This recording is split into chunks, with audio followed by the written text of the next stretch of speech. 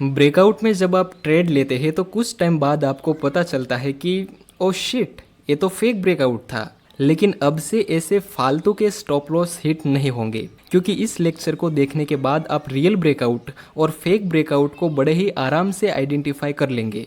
सबसे पहले हम समझते हैं कि ब्रेकआउट किसे कहते हैं। तो जब प्राइस किसी रेजिस्टेंस को ऊपर की तरफ ब्रेक करे तो ये होता है ब्रेकआउट। अब यहाँ एक संभावना रहती है कि प्राइस अपर की डायरेक्शन में मूव करे, और जब प्राइस किसी सपोर्ट को नीचे की तरफ ब्रेक करे तो ये होता है ब्रेकडाउन।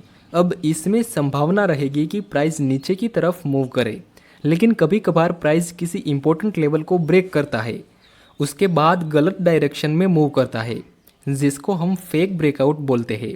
ऐसे फेक ब्रेकआउट को कैसे आइडेंटिफाई करना है, इस पॉइंट को हम एक एग्जाम्पल से समझते हैं। देखिए, यहाँ पे प्राइस ने इस इम्पोर्टेंट लेवल को ऊपर की तरफ ब्रेक कर दिया। ये ब्रेकआउट रियल है या फेक? अगर सिर्फ हम प्राइस एक्शन को देखें और थोड़ी सी कॉमन सेंस का यूज़ करें तो हमें दिखेगा कि यहाँ जिन जिन लोगों ने बाय किया होगा वे लोग इस रेजिस्टेंस के पास अपना प्रॉफिट बुकिंग करेंगे।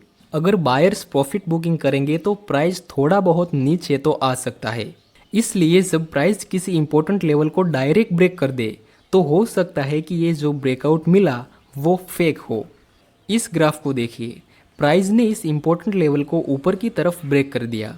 ये ब्रेकआउट रियल हो सकता है क्योंकि प्राइस ने इस लेवल को डायरेक्ट ब्रेक नहीं किया। नीचे देखिए, जिन जिन लोगों ने यहाँ बाय किया होगा वे लोग अपना प्रॉफिट बुकिंग करेंगे, जिस वजह से हमें यहाँ कुछ रेड कैंडल दिखने को मिलती है। उसके बाद ये जो ग्रीन कैंडल बनी उसका मतलब होता है कि अब यहाँ नए बायर्स बाय करने में अपना इंटरेस्ट दिखा रहे हैं। ये जो ब्रेकआउट मिला उसमें नए बायर्स इन्वॉल्व हुए हैं, इसलिए ऐसे ब्रेकआउट रियल हो सकते हैं। और आगे हम देखें तो फाइनली प्राइस ऊपर की डायरेक्शन में मूव करता है। लेकिन आपको सिर्फ इसके बेस पर कोई ट्रेड नहीं लेना है, आपको रीटेस्ट का वेट करना चाहिए। जैसे कि यहाँ प्राइस ने इस रिसेंट सपोर्ट लेवल को नीचे की तरफ ब्रेक कर दिया और फिर प्राइस इस रेजिस्टेंस के पास रीटेस्ट करता है। उसके बाद हमें बीरिश कैंडल का सिग्नल मिला। यहाँ पे आप सेल में एंट्री कर सकते हैं। जब भी आप ब्रेकआउट ट्रेडिंग में ट्रेड ले तब हमेशा रीटेस्ट का वेट करना जरूरी रहेगा। चलिए एक दूसरा एग्जांपल दिखाता हूँ। देखिए, यहाँ प्राइस डाउन ट्रेंड में था, उसके बाद प्राइस थोड़ा सा ऊपर जाके फिर नीचे गिरता है, जहाँ पे ये पीछे सपोर्ट था। ये पॉइंट को टच करके हम एक ट्रेंड लाइन ड्रॉ कर देंगे। नेक्स्ट, प्राइस ने इस ट्रेंड लाइन को ऊपर की तरफ ब्रेक कर दिया। कुछ लोगों को यहाँ इन्वर्टेड हेड एंड शोल्डर भी दिखेगा, तो कुछ लोग इस ट्रेंड लाइन का ब्रेकआउट देखेंगे। लेकिन अगर आप ध्यान से इस कैंडल को देखेंगे तो यहाँ ब्रेकआउट कैंडल का अपर विक बहुत ही बड़ा है। इसका मतलब ये होता है कि इस कैंडल की शुरुआत में बायर्स प्राइस को यहाँ तक लेके गए थे, पर एंड में सेलर्स प्राइस को यहाँ से यहाँ तक लेके आ गए। तो जब भी आपको दिखे कि ब्रेकआउट कैंडल का अपर विक बड़ा है तो ऐसे ब्रेकआउट फेक होने के चांस ज़्यादा रहेंगे। नेक्स्ट, प्राइस बहुत ही तेज़ी से नीचे गिर जाता है। जिन जिन लोगों ने यहाँ ब्रेकआउट देख के बाय किया होगा उन सभी का स्टॉप लॉस हिट हो गया होगा। ठीक इससे उल्टा होगा डाउन साइड में। यहाँ पे एक इम्पोर्टेंट सपोर्ट लेवल है।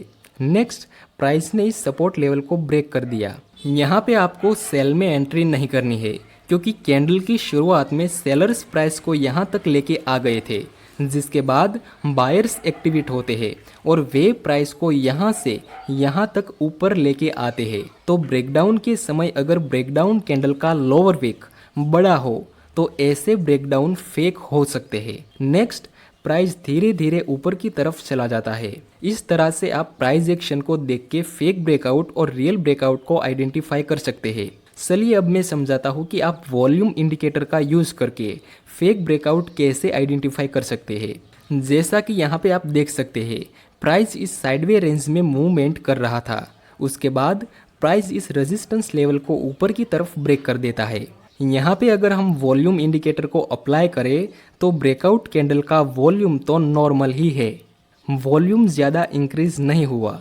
इसका मतलब ये ब्रेकआउट फेक हो सकता है। नेक्स्ट हम देखें तो प्राइस नीचे गिरता है, उसके बाद थोड़ा सा ऊपर जाके फिर से नीचे गिर जाता है। नेक्स्ट एग्जांपल, स्टार्टिंग में यहाँ प्राइस नीचे आ रहा था, उसके बाद हमें एक साइडवे रेंज देखने को मिली। एंड में प्राइस ने इस रेजिस्टेंस को ऊपर की तरफ ब्रेक कर दिया। एक बार हम वॉल्यूम को चेक करें तो ब्रेकआउट कैंडल का वॉल्यूम भी हाई है। सो ऐसे ब्रेकआउट रियल हो सकते हैं जिसमें ब्रेकआउट कैंडल का वॉल्यूम हाई हो। नेक्स्ट एग्जांपल, यहाँ पे आप देख सकते हैं प्राइस हर बार लोअर हाई बना के नीचे आ रहा था।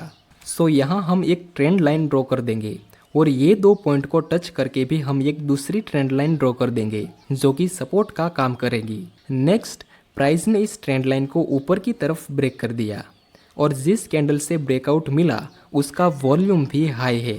सो ये ब्रेकआउट रियल हो सकता है। इस तरह से आप वॉल्यूम और प्राइस एक्शन का यूज़ करके रियल ब्रेकआउट और फेक ब्रेकआउट को आइडेंटिफाई कर सकते हैं। चलिए मैं आपको एक मिस्टेक समझाता हूँ। देखो, इस जगह पे आपको ट्रेंड लाइन का ब्रेकआउट मिला और नीचे वॉल्यूम भी ज़्यादा है। अगर आप यहाँ पे बाय में एंट्री करते तो आपको प्रॉफिट नहीं होता क्योंकि यहाँ नज़दीक में ही एक रेजिस्टेंस है। ये ब्रेकआउट तो रियल है लेकिन आपको इम्पोर्टेंट लेवल को भी इग्नोर नहीं करना है। ब्रेकआउट ट्रेडिंग में आपको ट्रेड लेते समय 2 चीज़ों का ध्यान रखना है।